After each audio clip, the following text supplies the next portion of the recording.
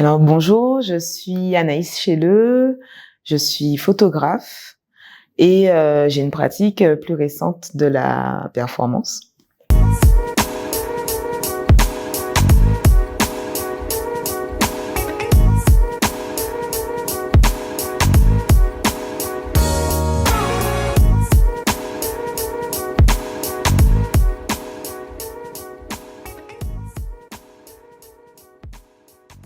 Et mes premiers souvenirs avec l'art, je disais que c'est avec la danse.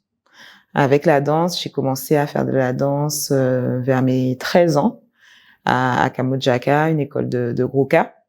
Et pendant jusqu'à mes 18 ans en troupe. C'était à la fois assez intense, mais aussi, on va dire, le premier contact avec la culture, avec la rigueur, avec enfin, j'ai des souvenirs du Centre des Arts, j'ai des souvenirs de croisement avec d'autres formes d'art, avec le hip-hop, avec j'essaie de m'en rappeler, mais en fait, Raymond Taurin, à Kamojaka, elle avait une vision très contemporaine du Groka. C'est bien longtemps après que je m'en suis rendu compte. Et du coup, déjà là, il y avait vraiment une façon de s'exprimer, de danser qui n'était pas juste traditionnelle et folklorique. Il y avait une réflexion.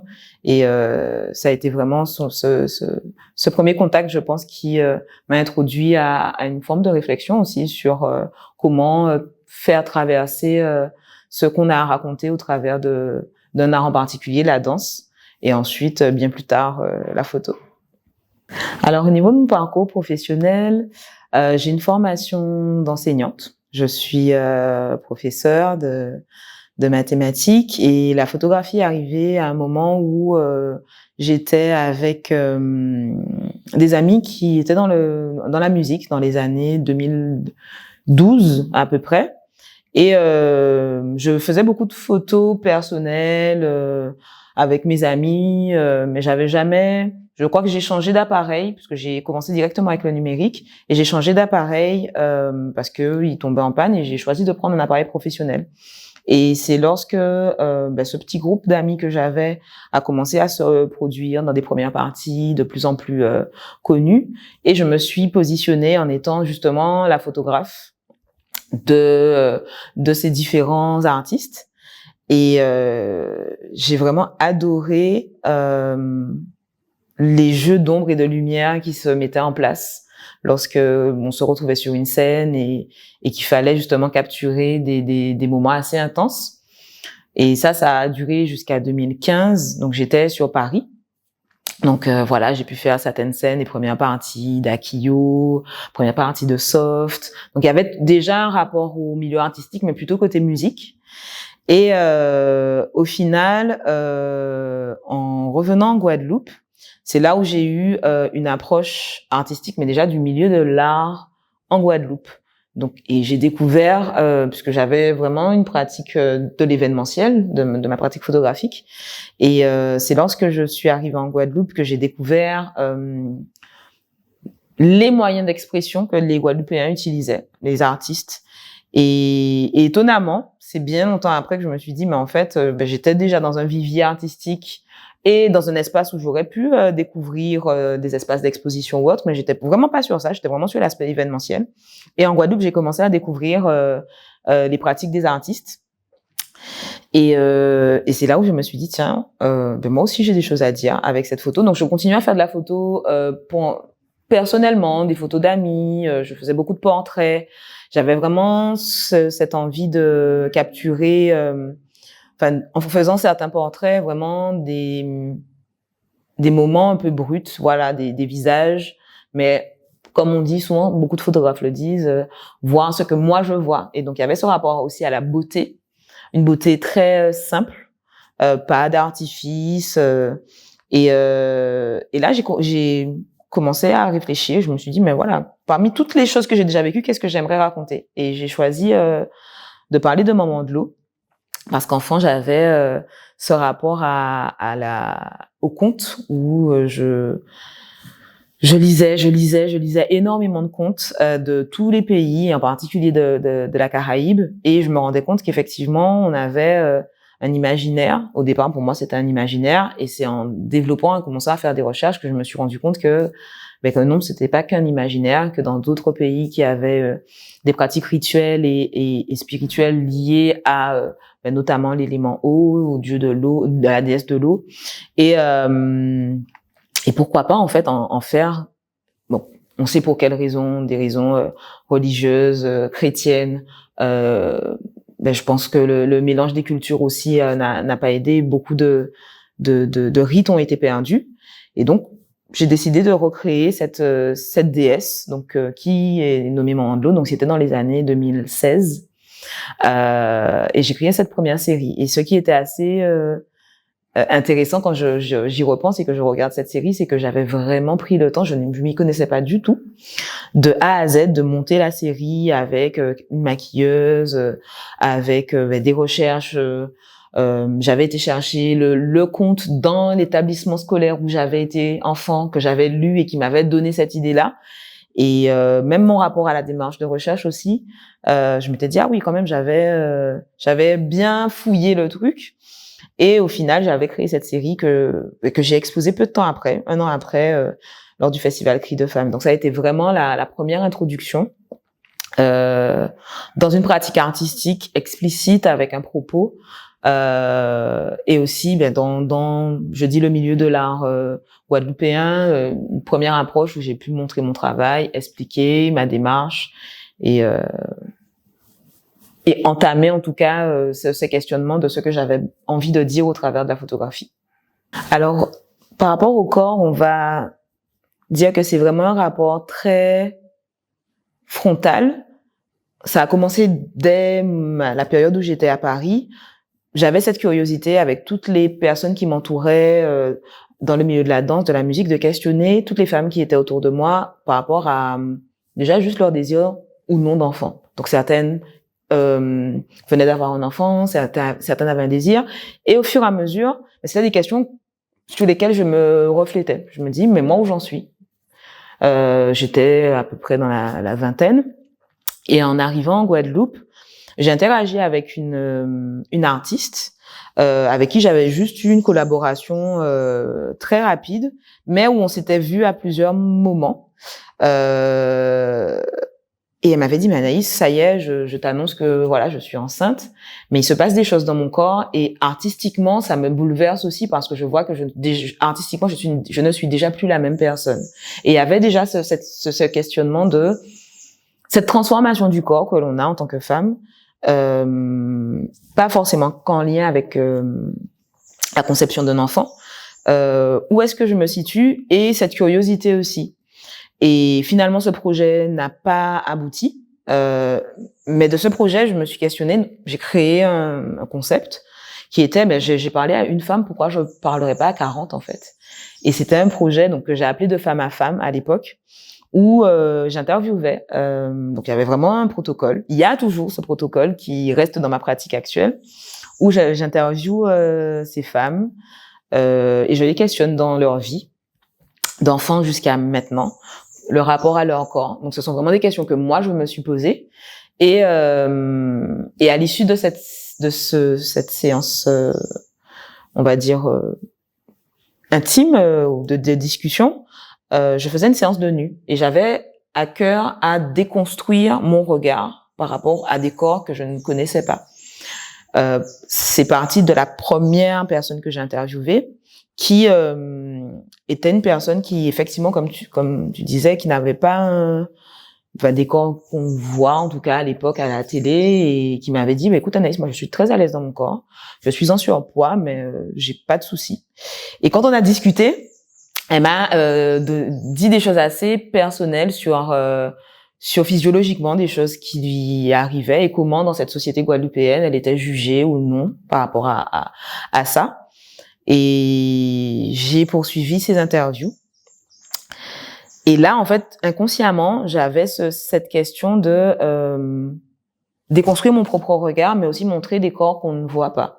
Parce qu'effectivement, ce sont des corps qui sont appréciés, on va dire, verbalement des personnes qu'on va voir, on va voir très à l'aise, etc. Mais dans ce qui était montré il y a 10 ans, 9-10 ans, on ne voyait pas ces corps.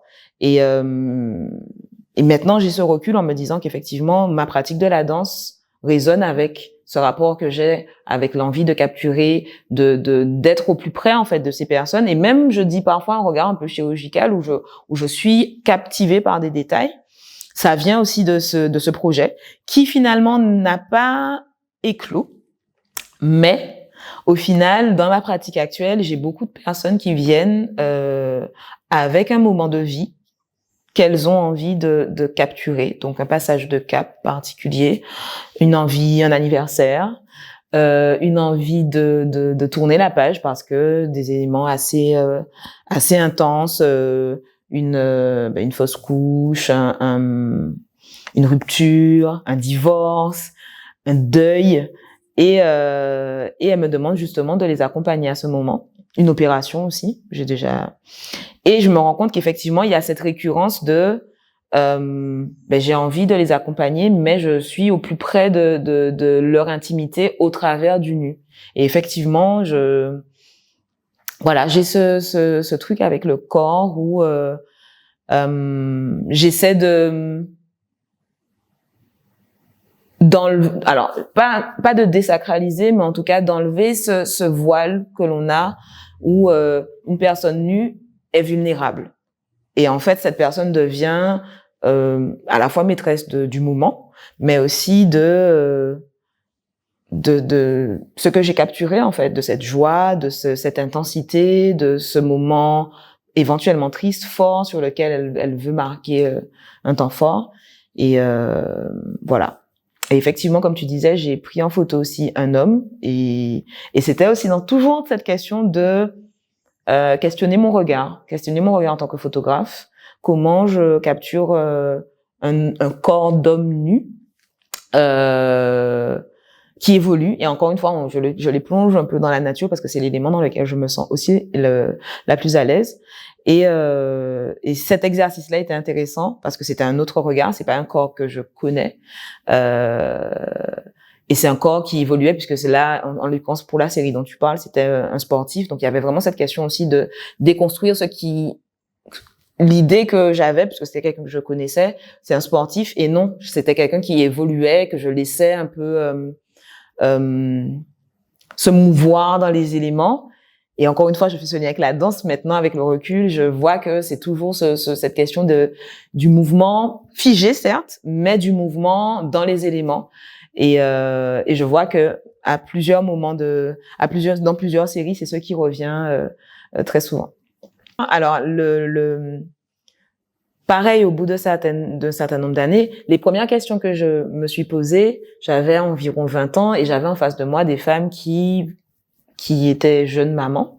Et je me suis rendu compte qu'effectivement, au fur et à mesure des personnes qui venaient à moi pour faire ces séries, c'était des questions que je me posais toujours. Quel est mon rapport à mon corps? Quel est mon rapport au désir d'enfant? Quel est mon rapport plus récemment à la question des hormones? Parce qu'on est sur une journée, sur un mois, sur une année, sur 10 ans, on n'a pas du tout, on n'est pas du tout traversé par les mêmes flux d'hormones en fonction de ce qu'on est obligé de consommer. Donc il y a effectivement des questions totalement là actuellement. Les personnes avec qui je travaille, ce sont des personnes qui ont à peu près mon âge, et on est sur des questions que je me pose. Les questions, quand j'ai créé ce petit questionnaire, c'était des questions que je me posais aussi. J'ai insisté sur le désir d'enfant, mais c'était aussi quel est mon rapport à mon corps, quel est mon rapport à mon corps dans la société, quels sont mes complexes aussi. Il y avait cette question des complexes et au fait d'être à l'aise ou pas avec ce que je montre. On est dans une époque où les réseaux sociaux sont omniprésents. Le nu pour moi, c'est un peu ce coup de poing où ça peut être quelque chose à la fois de très sensuel, mais aussi quelque chose en fait, comme je disais tout à l'heure, de très naturel. Pourquoi nécessairement sexualisé? Et j'ai aimé ça parce qu'il y a aussi une personne que j'ai pris en photo. J'ai pris en photo une personne qui s'était confiée à moi et qui m'expliquait que toute son enfance, elle avait elle avait une pilosité importante sur les bras ou autre. Et actuellement, elle rentre dans les canons de beauté. Mais toute son enfance, en fait, elle était trop mince, trop poilue, trop. Toujours, il y a toujours quelque chose. Et en fait, dans toutes les séries que j'ai faites, je me rendais compte que la société en général n'était jamais satisfaite de qui on était. Et bien évidemment, oui, ce sont des questions que je me pose. Sans avoir déjà plus montré que ça, je me prends en photo aussi. Et je questionne aussi mon propre regard sur où j'en suis dans ces photos. Et c'est ça qui a fait aussi le basculement où j'ai commencé à faire des photos, des autoportraits. Plus tard, j'ai vraiment eu aussi une expérience où une personne m'a demandé de l'accompagner dans une opération très importante, très lourde, une opération chirurgicale. Et ça m'a questionné aussi sur cette chance que j'avais, moi, dans mon corps, de ne pas avoir d'affection. Ma mère a certaines, mes amis en ont. Et on sait que sur le territoire guadeloupéen, on a une propension à l'endométriose, par exemple. Et artistiquement, je me suis positionnée aussi là où j'étais dans cette forme d'éponge. J'étais celle qui recevait, en fait, les mots des personnes qui venaient à moi et qui les retranscrivait en images. Donc, il y avait aussi cette envie de montrer et d'être un peu je dis pas ce porte-à-faux, mais en tout cas cet amplificateur de voici mon corps et faites avec, voici ce que je crie, faites avec, voici ce que je vis, voici mes bourrelets, voici ma minceur, voici ma sensualité si c'est ce que la personne veut montrer. Et oui, effectivement. Sans que, alors c'est difficile parce qu'effectivement, je me rends compte que la photo reste cet objet qui me met à distance. Mais j'ai fait corps avec le fait que oui, très clairement, ça parle de moi aussi, d'où j'en suis. J'ai parlé au début du désir ou non d'enfant. C'était totalement ça. C'était où j'en suis moi. Et à plusieurs moments, à chaque fois, je me questionnais autour de moi. Les corps évoluent. J'ai cette curiosité de cette transformation du corps au travers de la grossesse, mais au final, c'est une transformation du corps. Pas que dans ce cas-là, dans la prise d'hormones, dans l'opération, dans la douleur, dans le passage passer entre la trentaine et la quarantaine, le corps évolue. Donc, ce sont très clairement des questions qui me traversent.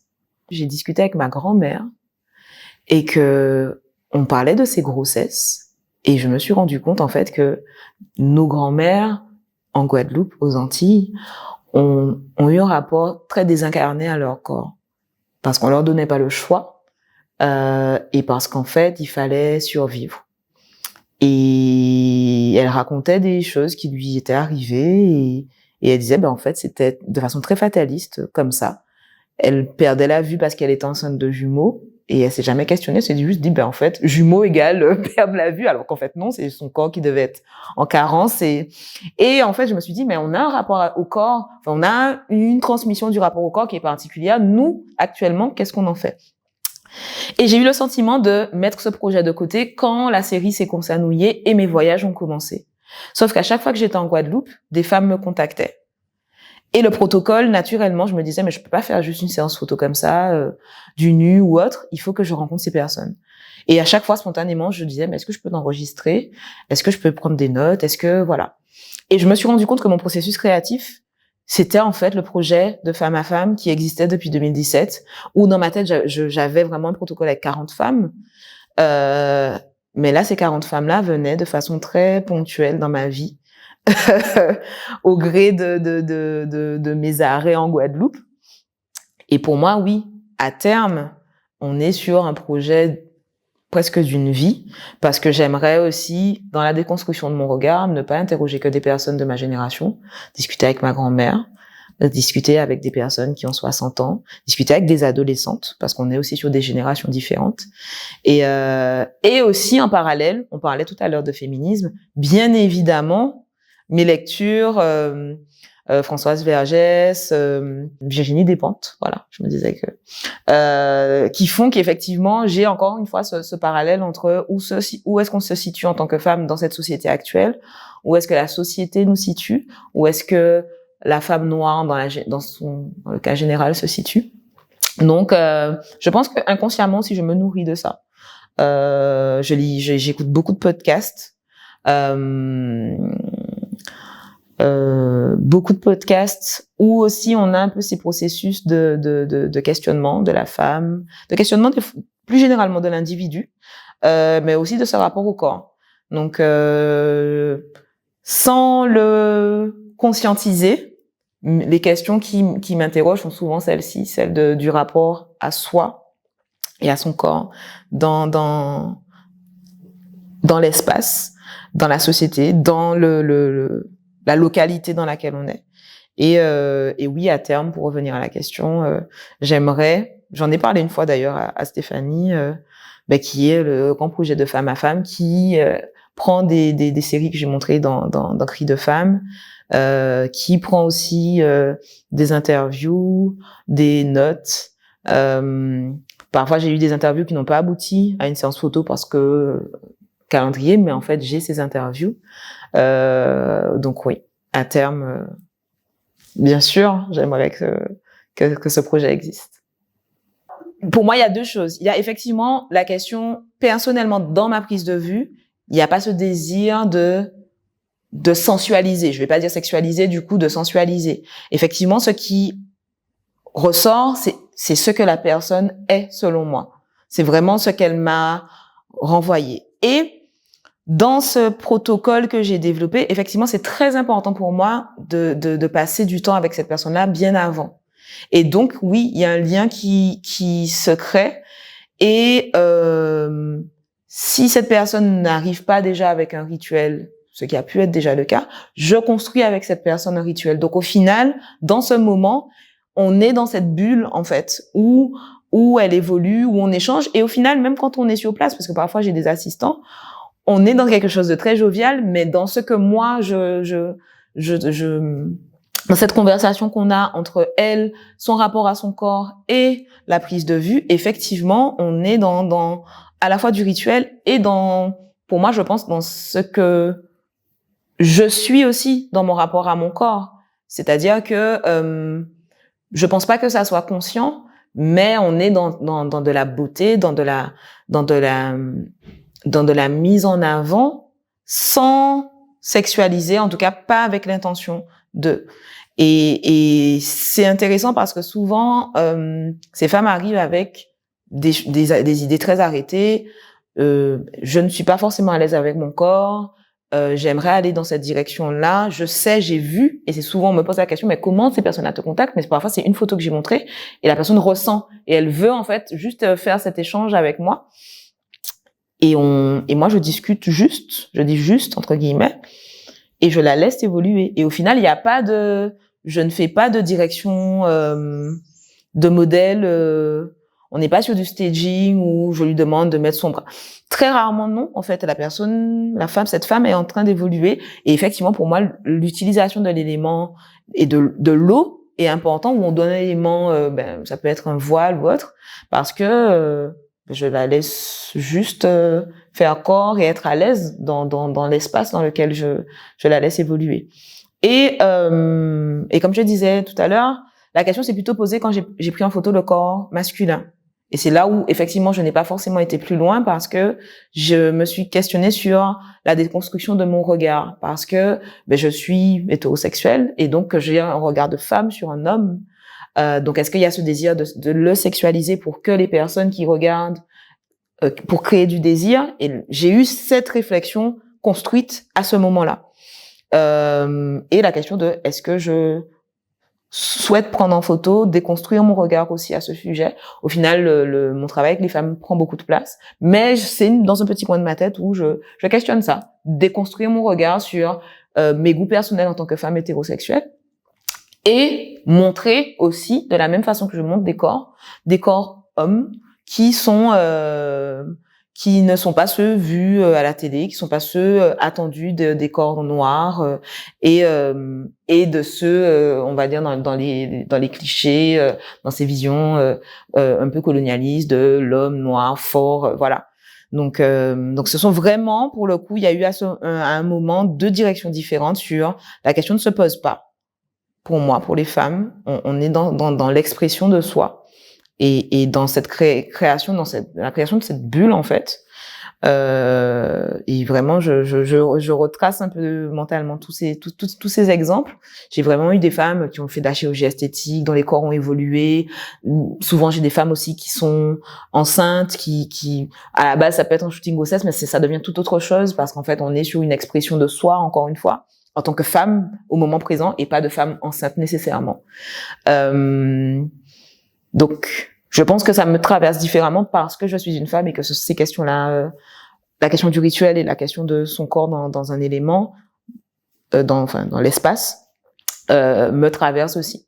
Effectivement, il y a vraiment un positionnement féministe parce qu'il y avait une démarche initiale de déconstruire le regard. Et pour moi, la société étant patriarcale et imposant imposant un regard très spécifique, et en particulier dans la Caraïbe, en Guadeloupe, il y avait clairement un positionnement féministe et il y avait aussi ce rapport à, je dis, dans son rapport à la nudité, montrer comme on le souhaitait. Il y a aussi un autre terme auquel je n'étais pas forcément à l'aise et qui commence à faire son chemin, mais dans mon rapport à l'utilisation du gros sirop, donc c'est vraiment le projet un peu parallèle, mais dans lequel je me situe entre les deux, cette question de la résistance. Cette question de la résistance qui fait son chemin parce qu'effectivement, frontalement, je ne me considérais pas résistante. Frontalement, je dis vraiment dans ma pratique. Mais effectivement, dans ce vers quoi je tends et dans comment les choses me traversent, effectivement, comme je dis, la performance, c'est quelque chose qui est très intense parce que le retour à la danse a été douloureux parce que souvent il y a des émotions, mais je sens que ce sont des choses qui me traversent et qui ne sont pas que de cette temporalité.